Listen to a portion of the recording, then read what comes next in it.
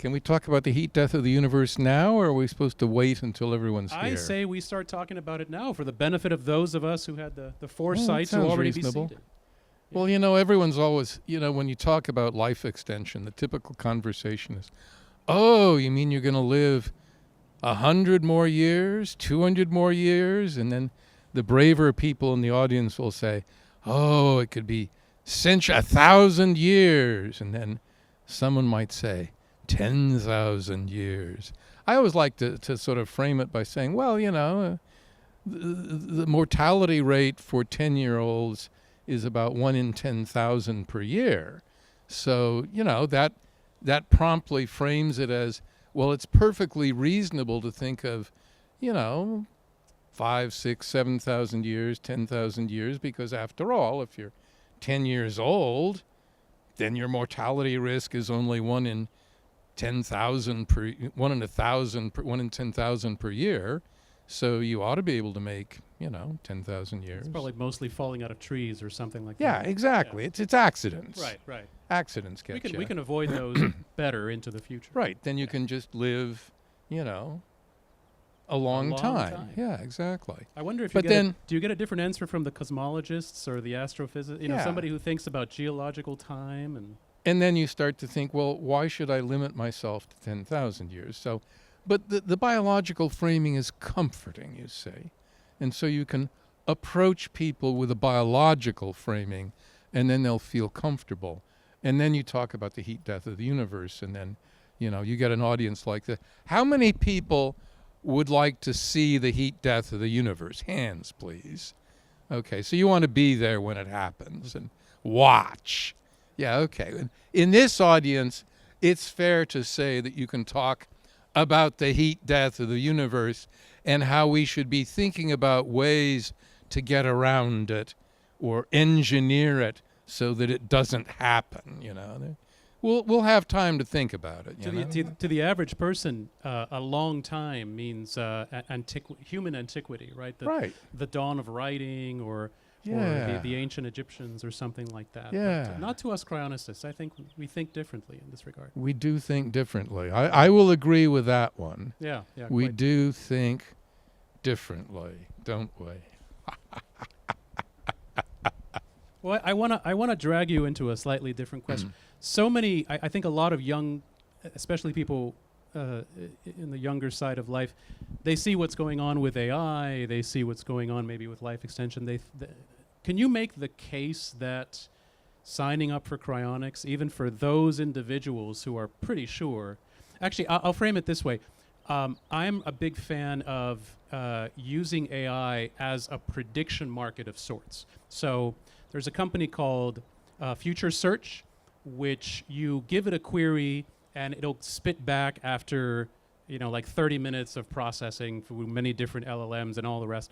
It'll spit back some statistical likelihood of some event happening or the date by which there's a 50-50 chance that it would have happened, etc. Similar to a prediction market.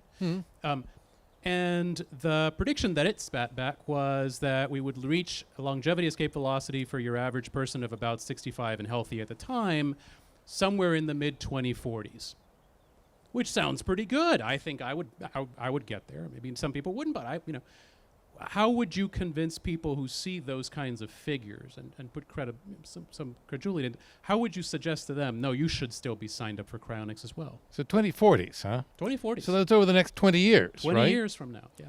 All right, go ahead, look at the mortality tables. What's your cumulative mortality risk for the next 20 years? Simple calculation.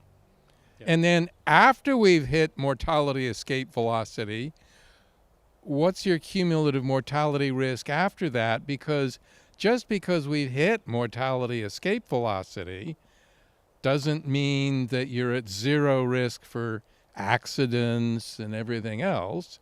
It just means that on average, we've hit mortality escape velocity. So, averages are nice. I'm not average. If I get, in a pickle and I suddenly am not, ambient if I'm not able to move anymore, if I suffer mortality, then I better have a plan. So do you want to deal with that risk or not? It's Yeah. a real simple question. It's we can all be hit by a bus at any moment. Well, maybe, That's hopefully not this moment, but yeah. many moments we can be hit by a bus. Yeah, I mean, if you're under 30, your mortality risk is accident. If you're over 40, if you're 40 or over, your mortality mostly comes from heart attacks and cancer. So, how many here are 40 or over? All right, folks, heart attacks and cancer. If you're under 30, yeah, it's accidents, and you want to reduce those accidents. So how many came here in a car? Yeah, cars. Okay, so do you want to have some mitigation of that risk, or do you want to just run naked? So, you can do it.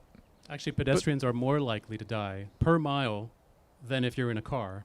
Oh, my God. So don't suggest How that many one. people walked here? How many of you are walking? Anyone been walking lately? Oh, that's a risky activity. It's the worst one of all. Don't do that. Oh, man. So, look, basically the fact of the matter is, if you face a risk of mortality, why not cover that risk? I mean, what's the downside? All right, I know what the downside is. You have to spend money. But, okay, so get a life insurance policy. What's the big deal? So you said in your presentation that cryonics was the best avenue to preserve whatever we are, however you want to describe that. Okay. Presumably, in the 80s, for example, you had some probability in your head about how likely it was that cryonics would succeed. Yeah. How has that estimate changed since that time, or has it not changed? Do you think it hasn't changed very much? I mean, the primary risk I saw at that time was not the technological risk. The primary risk I saw was you got to have an organization that'll keep you cryopreserved long enough, because, if your organization doesn't keep you cryopreserved, that's not good. And then eventually you got to actually apply the cryopreservation technology. I mean, you got to understand, back when I was looking at it, there was a big risk about, the organization might fail. That was back in the Dora Kent case, stuff like that. Exciting times. You don't want to live in exciting times. You just don't. You want to live in boring times and get your excitement by watching, exciting movies about exciting times. You don't want to live in exciting times. Maybe we should extend that to some voters more recently. Oh, that was so long ago. Well, basically, Alcor cryopreserved Dora Kent, who was Saul Kent's mother, and that was done in the Alcor's facility, because Saul wanted a really good cryopreservation for his mother. Gee. And once she was cryopreserved, she was a neuro. They said, we've cryopreserved Saul Kent's mother. Wow, that's really great. And so they took the body, and they went to the coroner and said, hey, coroner, we got this body with no head on it. And the coroner went, And things were going okay until suddenly the coroner freaked. And apparently he freaked. I forget the details of this. If someone remembers this more accurately, please feel free to speak up. But the coroner apparently went and talked with his buddies at the California coroner's office or something. And they said, well, we're concerned about these head freezers for some reason. And then he came back and said, well, we gotta autopsy this person. And so they came around and they got upset.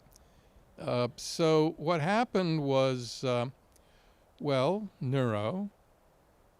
container, portable doer. And for a while she was nowhere specific. And I don't know to this day whether there's information, there probably is at this point, as to where she was. But there was no specific information, so the coroner came around and said, hey, where is she? And the response was, "Oh, she's not here. She's in a portable doer." And the coroner said, "Oh, didn't realize that was a possibility." So they became very upset. There was a big legal case, and they tried to autopsy Dora Kent. And Alcor went to the local judge and said, "Hey, can you put a stay on these people?" And the judge said, "Yeah, sure." You got to understand, a bunch of head freezers went to the judge and said, "We think the coroner, a duly appointed officer, in pursuing his duties, should be stopped because a bunch of head freezers who chopped off somebody's head, a little old lady's head, and handed him a headless body, think that he should be stopped." And the judge said, "Yeah. Do you know what you have to do to convince a judge that you're out of line when you are an official doing what is nominally your duty, and a bunch of head freezers convince you that you should side with them instead of the official?" He was out of line. He was really out of line. At any rate, Alcor won the case, and it's been, in the record books ever since. So that was the Dora Kent case, according to my flawed memory of the situation. What year was that? When was that? 1980 something? 1988? Yeah. It was about the time I joined Alcor. Because I paused and said, well, should I join now or should I wait a few months to make sure Alcor still exists? And I decided to join, and I added, we signed up neuro, and it was $35K for neuro at the time. And I said, let's throw in some extra insurance. Let's get a $100K insurance policy. So there's additional funding for legal expenses in case we need it. But, what was interesting is we got a lot of publicity out of that, and there was a lot of growth. Because what happened is people read it, and most people said, oh, my gosh, that's horrifying. But people who are interested in cryonics said, they froze a little old lady's head. I didn't know that was available, and they called us up. Said, hi, I heard you froze a little old lady's head. I'd like to join. So our membership went up. And, it would have been hard to sue the coroner for damages because, as near as we can figure out, it really helped our growth. It brought in... Especially in little old ladies? Well, it was Dora Kent's mother. It was Saul Kent's mother. So, and we really had a big fight on our hands to keep her. So, that showed that we were a really dedicated organization. And that's what happened. Would you have predicted in the late 80s or the early 90s that cryonics would still be whatever 0.0001, that cryonics would still be a complete afterthought, a nothing in the grand scheme of things as it is today? And the reason is that Alcor was growing, and it was growing, and it looked exponential at the time. And then we had what's been sometimes called a split, which is about 1992. And that involved a bunch of Alcor members who said, hey, Alcor is doing it all wrong. You can't do that. We got to form a new organization which is better and more marvelous and more wonderful and does things right. So some Alcor members split. And they formed, I think it's been called the CryoCare family of organizations. They said, we're going to do it right. Well, if you look, you can see Alcor membership growing and then sort of flattening and then starting to grow again. And the flattening part is after the split. What happened is that the internal infighting was so vigorous that, as near as I can figure out, everyone from outside cryonics took one look at it and said, I don't want to join these people. They're slitting each other's throats. Why should I join that group? So it was flat for 10 years or something. That the organization that split off, it's hard to form a new organization. Let's put it this way. Building a cryonics organization, maintaining a cryonics organization is difficult. Forming a new organization is very difficult, and they weren't able to pull it off. So after some number of years, they closed their doors. There are some very good people. I wonder if that's now because of Emil's efforts and Peter Salakides in Australia. I wonder if that's getting easier to form new cryonics organizations. Hard to say, Well, look, we'll see. I mean, Emil is doing a good job as near as I can figure out. It's still hard. I mean, if you ask Emil, I'd be interested in his question as to whether, I imagine he's working real hard, would be what I would imagine. And, we'll see. I mean, people ask me, what do you think about this new organization? And my response is, hey, give it a while and we'll know if they've pulled it off.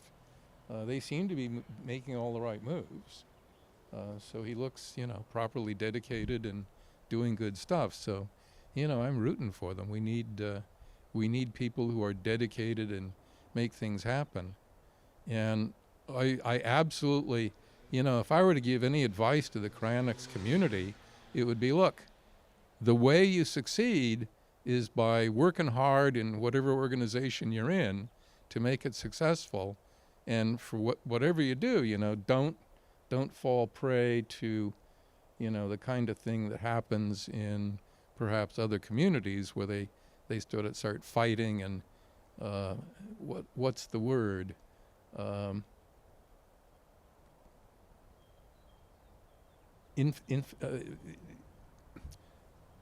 not quite remembering it, but in vigorous infighting, which causes damage to everyone and is not helpful. So, if everyone pursues their own best interests and tries to make it grow, then, hey, that sounds like it should be helpful. So you've been involved in cryonics one way or another since '89. Yeah. It's when you signed up officially, and then you Yep. increased your involvement after that, and you've been a significant. I mean, you're on the board of directors of Yep. Alcor, and you've written about it. You've Yep. put your time and effort into it. Do you feel during all this time that you personally have had an impact on the field or the probabilities of it succeeding because of one reason or another? And what would you say that impact has been? Well, I've tried to be helpful. I think the biggest thing I've seen in cryonics is that for a long time the cryonics community was having a sort of a hard time sort of saying, yeah, it looks like this works. And one of the things I've been very lucky, I've been very fortunate. A lot of professionals have a hard time just coming out and saying, hey, I'm signed up. I've never had that problem. And in part that's because I'm in computer science. I am totally unrelated. I've been in, cryptography, computer science, things like that. I was at Xerox PARC as a research scientist. And nobody cared whether I was, signed up with Alcor or cryonics or was freezing my head or whatever I was doing. That just didn't matter. So professionally, I was never harassed. And as I was able to just go out and say, yeah, I'm signed up with Alcor. I think it works. I think it's a wonderful idea. I think, everyone should do it. And it was fine. So I was able to say those things and lend my support to the extent that it's been helpful, and was not obliged for professional reasons. People in the biological or in the cryobiological or the medical communities really have to be careful, because their professional careers, certainly in the past, have very much been on the line. Even today, they have to be cautious. It's a lot more relaxed now than it was. So it's really improving. Certainly in the Society for Cryobiology, I've been hearing that it's a lot better. Arthur Rowe, the infamous hamburger quote. How many have heard of the hamburger quote? Yeah, yeah. That's the one where cryonics is about as likely to work as turning a hamburger back into a cow. And the guy who came up with that, I gather he's finally died. And And he wasn't cryopreserved. he was not cryopreserved. Yeah. So, there's an old saying, science progresses funeral by funeral.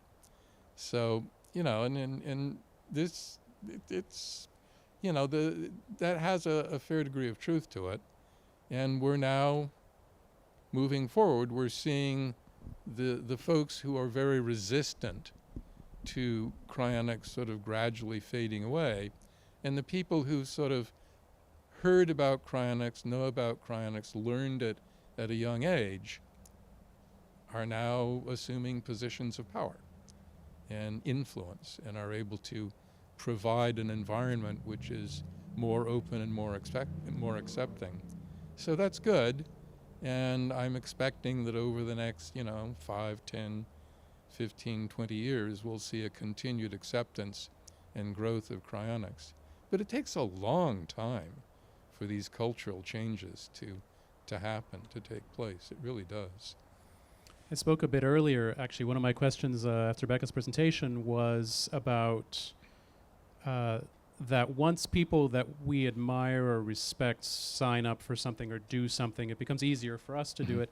And when I went looking into the cryonics subject, probably because I had seen it in sci-fi and then I read about it, people who I respected, Eliezer, Robin Hansen, etc., were speaking positively about it. This was probably about late 2000s or 2010. So I had the benefit of having people that I respected speaking positively about it, and that influenced me. When you signed up, you didn't have that. You were I would say you were more of a pioneer than I was signing up. I signed up in 2015.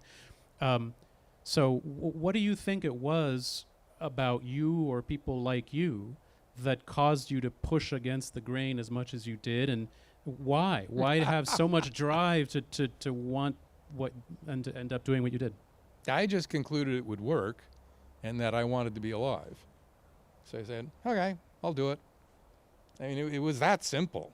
But it's not that simple for so many people, right? So it couldn't have been that well, simple. Most there must be people some want to die. underlying I mean, it's one of those things where I don't know. It's looking back over my life and trying to figure out what it was. Looking at my life history, essentially my father died when I was 14 years old. So I had to figure out for myself, what is it that is important in life? I didn't have sort of the standard cultural, here's how you do things handed to me or that. I had to figure it out. And what I figured out eventually after thinking about it was, hey, the purpose of life is to be happy. And it turns out the Dalai Lama says the purpose of life is to be happy. So I think that seemed perfectly reasonable. And I think the purpose of life is to be happy. So, if you think about that for a while and you think being happy is good and, hey, being happy for a longer period of time is good, then you start thinking, hey, if you can be happy for longer, that's better, right? So what is cryonics? Cryonics offers the opportunity to be happy for a very long time. So, you think about that for a while and say, yeah, being happy for a long time would be good. That gets naturally into life extension. And like I say, when I was doing my long-range planning, I said, why not be alive for a long time? I'll bet I could pull that off. Can you expand a little bit on what you mean by happy? Because, of course, I don't think you mean happy as the rat who's continuously given crack. I've never managed to try that. There's still time. But maybe something like eudaimonia, right? Like these broader conceptions of happiness that involve more than... What is happiness? Right. Well, question for the ages. I observe empirically that things that make me happy I tend to do more often. So, it's hey, I like chocolate ice cream, so I have more of it. But, there are other kinds of ice cream, I don't like them so much, so I don't get them. Or, stroganoff. Oh, that's great. I like stroganoff with sour cream. Oh, it's so excellent. So, there are things that make me happy, and doing them makes me happy, so I tend them to do them more often. So it's mostly empirical. I find that things make me happy. You could eat a lot of stroganoff between now and the heat depth of the universe. That's true. Yeah. Look, I remember a friend of mine said, that what he wanted to do in eventually when things were settled down in 1,000 years or something, what he wanted to do, his ultimate dream, was to find the happiest moment in his life and then duplicate his mind, experiencing that happiest moment, and then permeate the universe, create half the universe, devote half the universe to his mind enjoying that happiest moment, and then devote the other half of the universe to experiencing everything that it was possible to experience in the hopes of finding a happier moment. And if he found a happier moment, then he would devote the half of the universe that was experiencing the happiest moment to experiencing that happiest moment. I'm not sure I want to do that. That might be a little bit too much in some sense. But what was interesting about it was that he was focusing on, happiness as a reason. Now, the Dalai Lama has a different take on it. The Dalai Lama says that happiness really comes from the happiness of those around us and participating in the happiness of the whole community. And that to be happy, you must make those around you happy. And that tends to resonate a bit more with me, because I find that I'm happy when I'm in a group of people who are happy and we're sharing in the happiness. So that seems to be a more resonant thought. But really, it's quite empirical. I find, hey, sometimes I'm happy, sometimes I'm not. And then I think back on what it is that made me happy. And I think about what's that involves. And, if everyone around me is miserable, I have a harder time being happy, So that's one of the observations I've made. In some sense, I don't know why. I'm sure I could think of some reason, so I work at it. But hey, making people happy seems to help. And so that leads to a variety of sort of planning and activities and so forth and so on. And I'm sure all of you've noticed that all of this cryonic stuff, one of the big fears is you'll wake up in a future without friends, without family, alone. And there's an obvious strategy, and the strategy is to get all your friends and family to go along with you, get them all signed up. And in fact, I've occasionally wondered if we could do this. We just go ahead and get, some community group, a church, an organization, something, and just convince all of them to sign up as a group. And then suddenly this argument about, well, I'll be alone, that whole argument goes away. So if you get a critical mass, then suddenly you can go out and get large social groups to sign up. And then, bang, you've got an entire social group that is part of this whole cryonics thing. And then, no problem. When you wake up, your friends and family will all be there. Your social group will all be there. And then, hey, suddenly the reverse is the issue. If you don't sign up, you're the odd one out.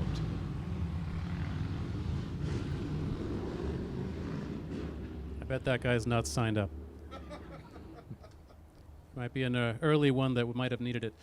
How do you respond to people who say, I think you're right, Ralph, cryonics would work when it comes to preventing information theoretic death.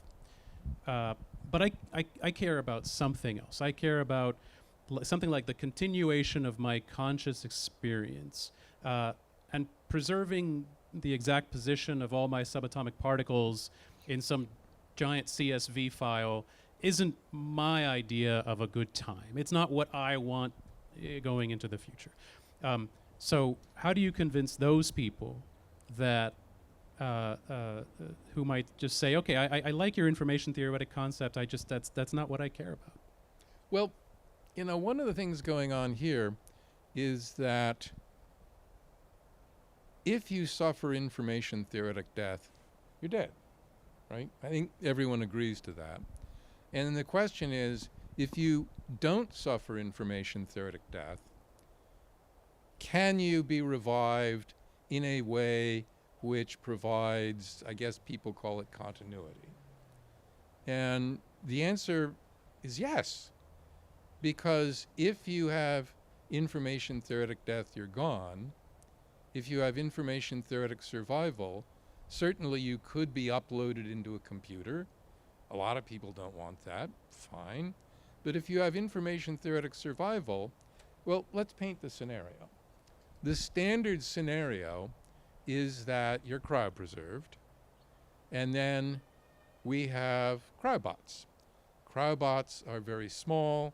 They're atomically precise molecular machines. They're in the order of 100 nanometers in size, and they can excavate your circulatory system. So they go through your circulatory system. So there you are, you're at liquid nitrogen temperature. We excavate your circulatory system, and they lay down a communications path to a big external computer.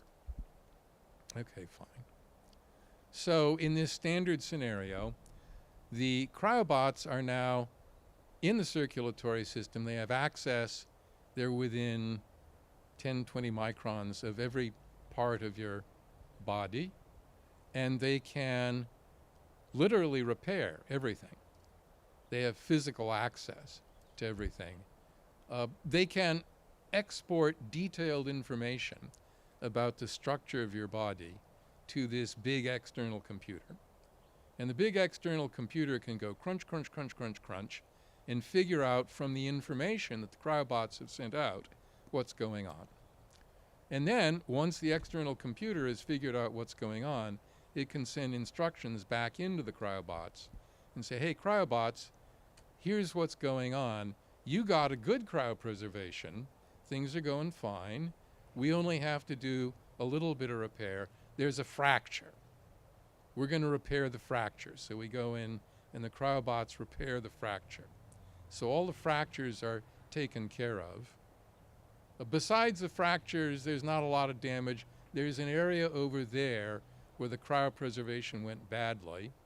So you fix up the fractures. You make sure the membranes are intact. So in this standard scenario, you make sure everything is in good shape, or good enough shape that you can now warm the tissues. So now you go into this phase where you say, okay, we've repaired things to the point where we can warm things up. You now warm to the point where you're at liquid temperature, but you've now got intact membranes. And you have intact membranes because you repaired any that were fractured or broken at the liquid nitrogen temperature with cryobots. But now that you've got intact membranes, you can now do continued repairs using more conventional medical nanorobots. So the medical nanorobots, which will be common at this point because everybody wants medical nanorobots to stay healthy, can now start engaging in repair of any damage that exists at that point using more conventional medical nanorobots. Oh, I love the phrase conventional medical nanorobots. So delightful. Not like these unconventional cryobots. Any rate, so you now have the conventional medical nanorobots that carry out repair at liquid temperature, restoring anything that was not repaired at the low temperature. Now, if you were in a situation where you got a good cryopreservation, then repairing the fractures and maybe some damaged membranes, maybe that's good enough.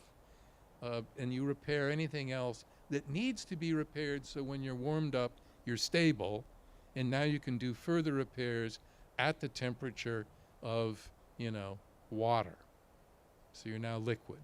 Once you're liquid, you do further repairs with the medical nanorobots, restoring everything to a good, healthy state. And now you can do further restoration to, operating temperature, 98.6, and turn things on. But you do it in stages. You do what you have to do at low temperatures to stabilize things. Once you've stabilized things, you warm things up. You repair any further damage that needs to be repaired that isn't critical to repair at the low temperature. Then you warm things up to operational temperature, and then you're operational. So that's the standard scenario. Now, in that scenario, we provide continuity. Notice that at the low temperature, you've still got this honking big computer off on the side, and you have communication to the onboard cryobots. Now, in the standard scenario, if the cryopreservation didn't go perfectly, you can do repairs on board if you need to. If there's certain places where things didn't quite get cryopreserved perfectly, you can still do them with the onboard cryobots. So this, You don't do the computations on board. You do them off board. Right, you do the repairs on board. Yep, so you do the repair on board. So you're doing repair on board with the cryobots on board, but the computation gets done off board. And the reason you do the computation off board is computation generates heat. And I don't want to generate a lot of heat in cryopreserved tissue because it'll warm it up, and I don't want to fuss around with that while the tissue is damaged and it's, you got cracks in it and structural damage. You want to wait until you stabilize things until you got to stabilize it before you warm it up. And the computer generates heat. So the computer is off board. So you have this big honking computer. It generates a lot of heat, but it communicates to the onboard systems. And Brian is interested because he knows about this stuff, right? He's been through the scenarios. So, and then you're in pretty good shape. And you provide continuity. So for people who want continuity, this is the scenario where you get continuity, and you can have a big off-board computer that figures out what should be done. So you get both. And in fact, it was mentioned earlier, but you can write into your contract something like, I want to be kept in the deep freeze until such time as this sort of approach to repairing and reviving me is available, rather than an upload. You could always write that in, and they'll just keep you in there until this is available. So I'm going to end on this one, and if we have any time for questions or such, we can take them, but if not, all right. It's the year 2125, and you are, of course, alive and healthy in whatever form you wish to be. You're being asked to give a lecture, very old school, of course, but you're being asked to give a lecture. The lecture is, how could Merkle have been so right about X while he was so wrong about Y? What is the X and what is the Y? Well, the X is obviously on technology, and the Y is obviously about some aspect of human psychology. And I'm not quite sure which aspect of human psychology I'm going to get wrong, but I'm sure I'm going to blow it on some aspect of human psychology. What's an example would be one you might be getting wrong? Let's see. So, well, I know what I did get wrong. For a long time, I thought people were rational. And I thought rational arguments were the right way to make advances. So that was, I know you're all laughing, youth. So, I thought if I explained things rationally, why that would be the right thing to do. It turns out that that doesn't work, and I've gradually figured that out. It turns out, by the way, James, where's James? He's James. James knows about this. You know that logic and rationality are, how does one phrase it, not as persuasive as those who think logic and rationality are persuasive might think they are. Yep. So you I- know. I would add one wrinkle to that, which is that since for so long the case for cryonics has been made from a rational perspective, you're probably sitting amongst the most rational people around, who are the ones who heard the case from that perspective and agreed with it and signed up. The problem is that we haven't gotten enough of the non-rational or particularly non-rational, which is 99% of people, to be the ones to also sign up. So it does work for some people, apparently. So rationally, we should conclude that we should stop being rational about how we recruit people. Or at least adopt the non-rational approach alongside Yes. the rational one. Exactly. Yeah. Well, that was where that delightful technique of appealing to emotion in signing up your relatives come from. And the way it works is it works because it is an appeal to the emotions of your relatives.